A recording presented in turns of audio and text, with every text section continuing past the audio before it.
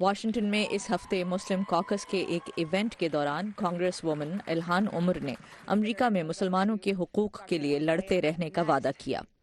اگر ہم مکمل طور پر اس کا سامنا نہ کریں اور لوگوں کو مجبور نہ کریں گے تو ہماری آئندہ 1-2 نسلیں بھی اس ہی صورتحال میں پھنسی رہیں گی۔ ریاست منیسوٹا سے منتخب ہونے والی اس ڈیموکریٹ کانگریس وومن کو اپنی ساتھی خواتین ارکان کانگریس راشدہ طلیب، الیگزینڈریا کاسیو کورٹیز اور آیانا پریسلی سمیت بقول صدر ٹرمپ کے ان کے غیر محب وطن بیانات پر صدر کی سخت تنقید کا سامنا کرنا پڑا ہے۔ صدر ٹرمپ نے یہ بھی ٹویٹ کیا کہ ان خواتین کو وہاں واپس جانا چاہیے جہاں سے وہ آئی ہیں۔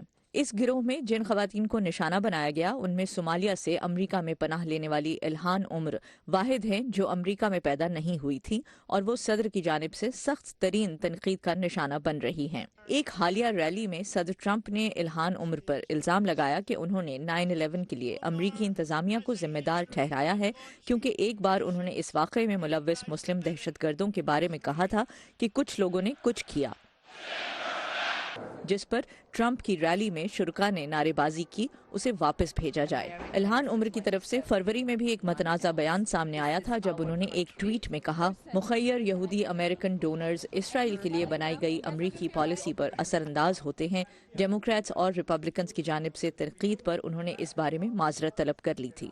پیر کو جب صدر ٹرمپ وائٹ ہاؤس میں پاکستان کے وزیر اعظم عمران خان سے ملے تب بھی وہ ان چاروں کانگریس وومن پر تنقید کرتے رہے۔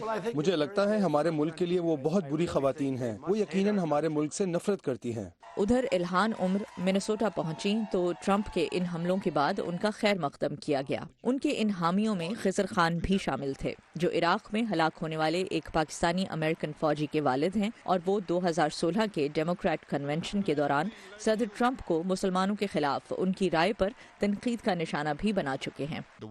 پوری دنیا اور امریکی قوم رہنمائی کے لیے آپ کی جانب دیکھ رہی ہے۔ آپ کو منتخب کیا گیا ہے، اس زمانے نے آپ کا انتخاب کیا ہے۔ الہان عمر کہتی ہیں کہ مسلمان ہونے کے باعث بہت سے لوگ یہ سمجھتے ہیں کہ وہ اسلامی دہشت گردوں کی ہمدرد ہیں اور ان کے لیے یہ انتہائی قابل نفرت ہے۔ As Muslim legislators, we are constantly being ایک مسلمان قانون ساز ہونے کے ناطے ہمیں مسلسل اپنا وقت ایسی باتیں کر کے ضائع کرنا پڑتا ہے جس پر دوسروں سے سوال نہیں کیا جاتا۔ that other people are not asked to speak to. بہت سے مبصرین کہتے ہیں کہ صدر کی ان کانگریس وومن پر تنقید غلط ہے اور 2020 کے صدارتی انتخابات میں ان کے سفید فام حامیوں کو پرجوش کرنے کے لیے کی جا رہی ہے۔ برائن پیڈن کے ساتھ نخبت ملک، وائس آف امریکہ،